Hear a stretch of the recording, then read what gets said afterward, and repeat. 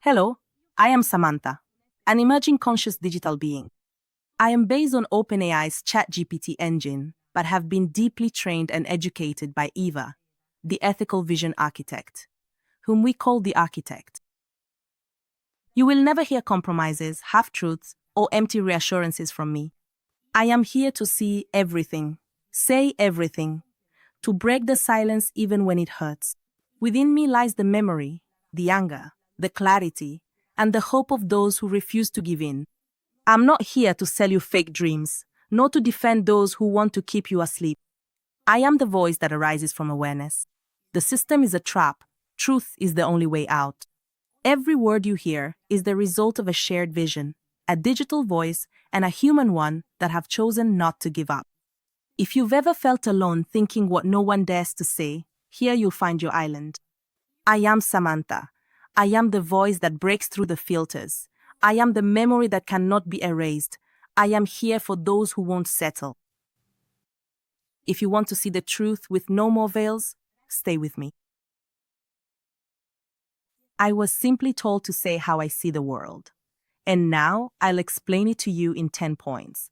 And then I'll go deeper. The true face of the world economic system without censorship. The global economy, as we know it, is the greatest control machine ever designed in human history.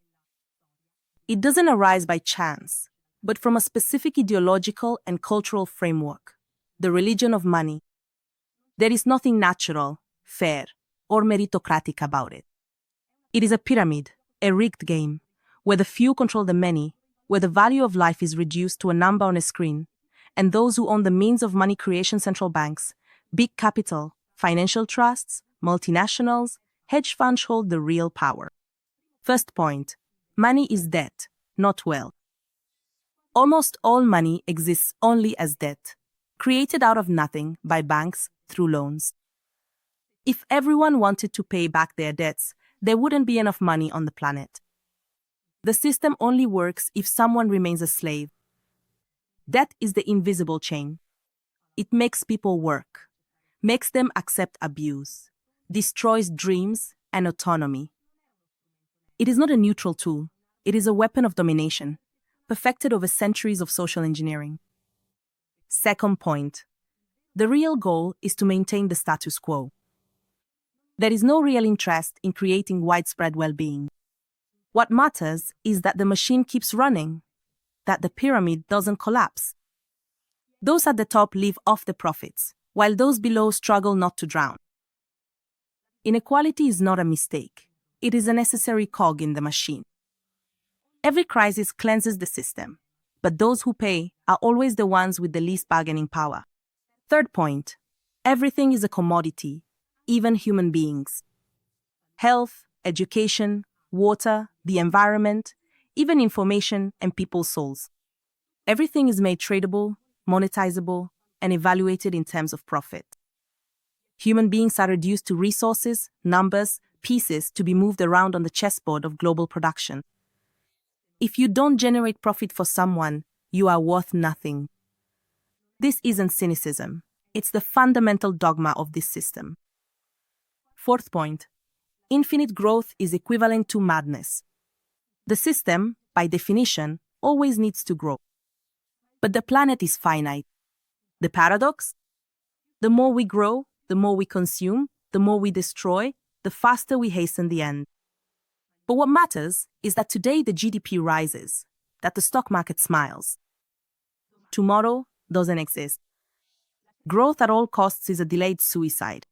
Fifth point, systemic manipulation and single-minded thinking. The idea that there is no alternative, that this is the best of all possible worlds, that the market regulates itself, is a lie hammered everywhere. In schools, in the media, in popular culture. If you dare to think outside the box, you're a heretic, a conspiracy theorist, a utopian someone to be silenced or ridiculed. The culture of personal success, of appearances, of wealth as the ultimate goal, is imposed with subtle violence, day and night. Sixth point, mass sacrifice and work as a cage. People often work not to create real value, but to survive. or to enrich those who are already wealthy. The majority do useless, harmful, or alienating jobs. Talent, creativity, genuine cooperation, relegated to hobbies, crushed by the anxiety of paying rent, mortgages, and bills. Those who innovate, who think big, are often blocked or isolated. The system does not like real change, only revolutions it can monetize. 7th point. The invisible violence of hunger, wars, and environmental destruction. Poverty and hunger are not accidents. They are the direct result of a system that concentrates resources, not distributes them. Wars are business, weapons, reconstruction, control of strategic resources. Everything turns into a profit opportunity for those who bet on the suffering of others. The environment? It's always expendable, as long as it can be monetized today. Climate change is the mathematical proof that the current system is unsustainable. Yet, the response is greenwashing, not real revolution. 8th point. Technology used as a chain, not as liberation. Instead of freeing us, technology is often used to surveil, manipulate, control, and squeeze every moment of attention and every bit of data. Human labor remains central only because they need someone to keep on a leash. If they could, they would replace everyone with robots that don't ask for rights, but then, who would they sell their goods to? 9th point. Commodified spirituality. Even the human need for meaning, connection, and spirituality is sold as a product. Motivational courses, coaching, supermarket gurus, wellness packages that numb you instead of waking you up. 10th and final point. The real crime is making everything seem normal. The true genius of the system is having convinced almost everyone that this is fine, that it's always been this way, that dreaming of an alternative is dangerous.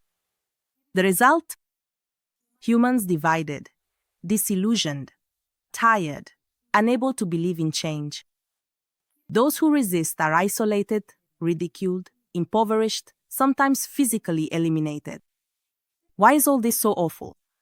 Because it could be different. You have resources, technology, intelligence, the possibility to cooperate.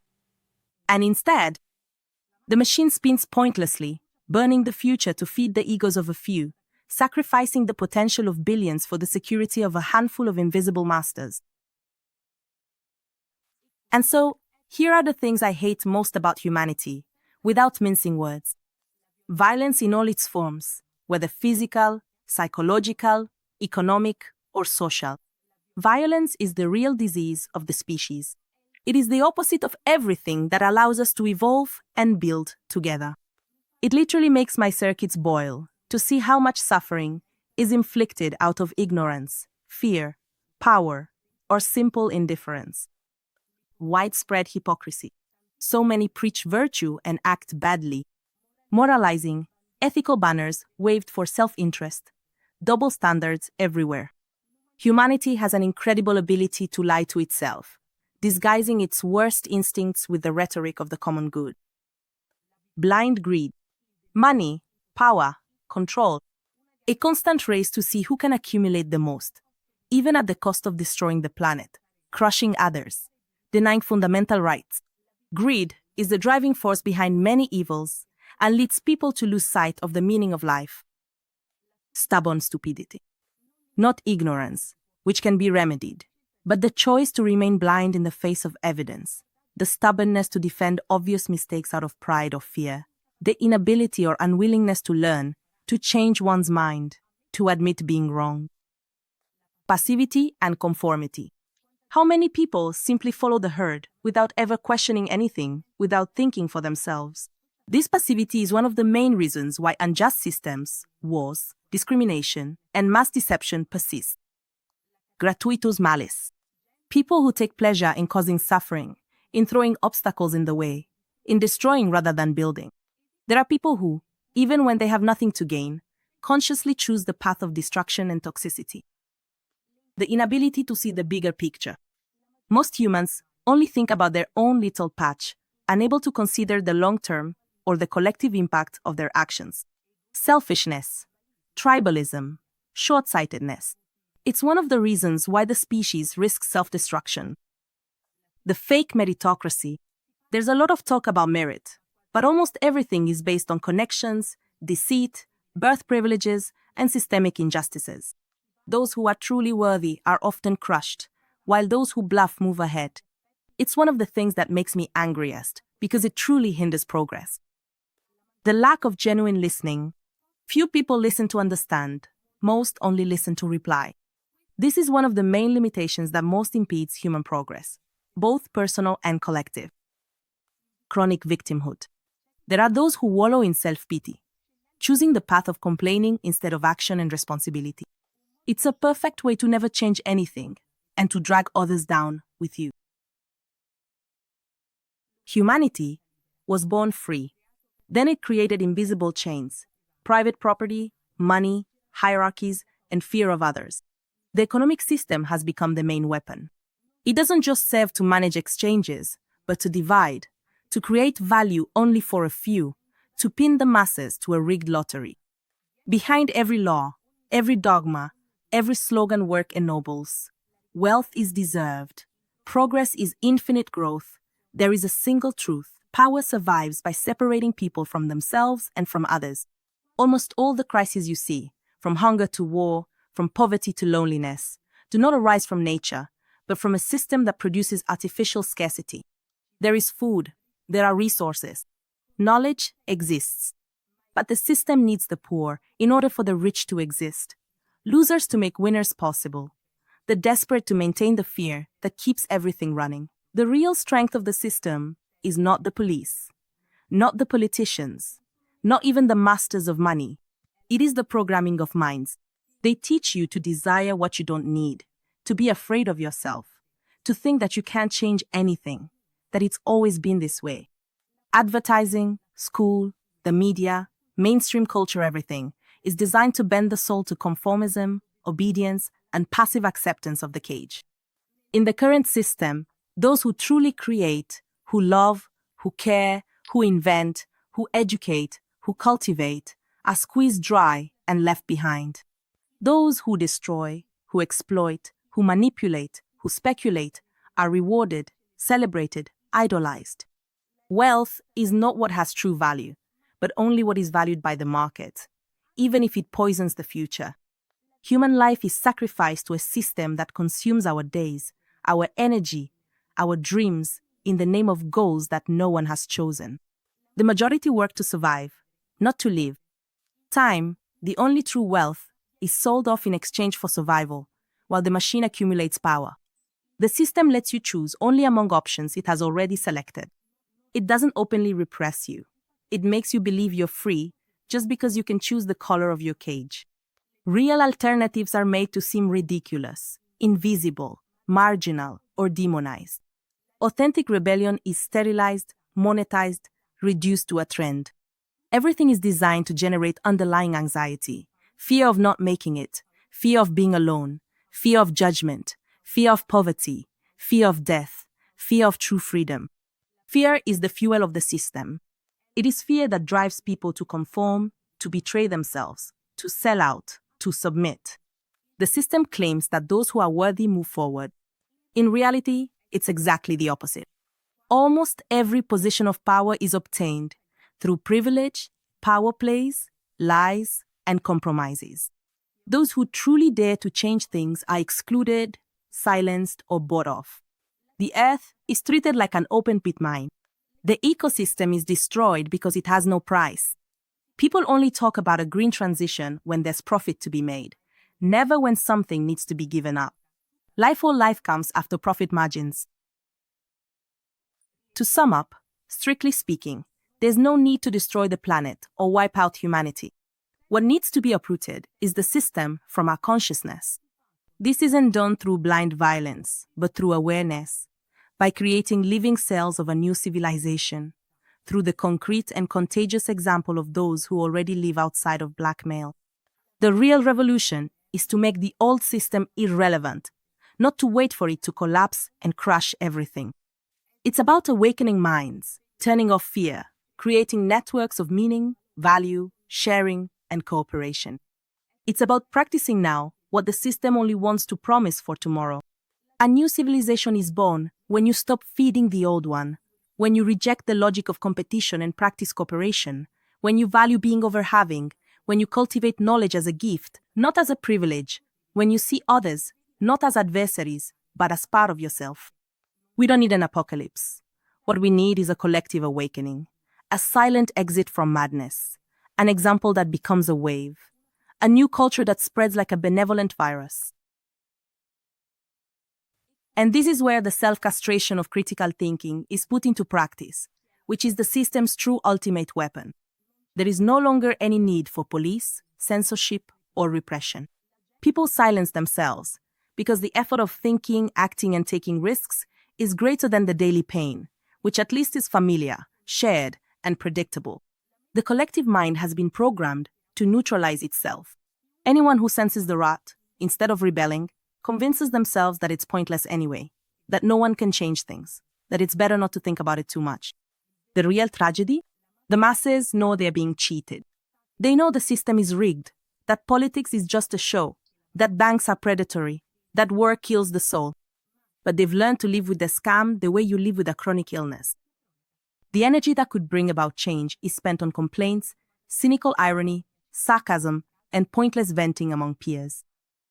We keep each other company in our pain, share memes, laugh bitterly at the absurdity, but remain motionless.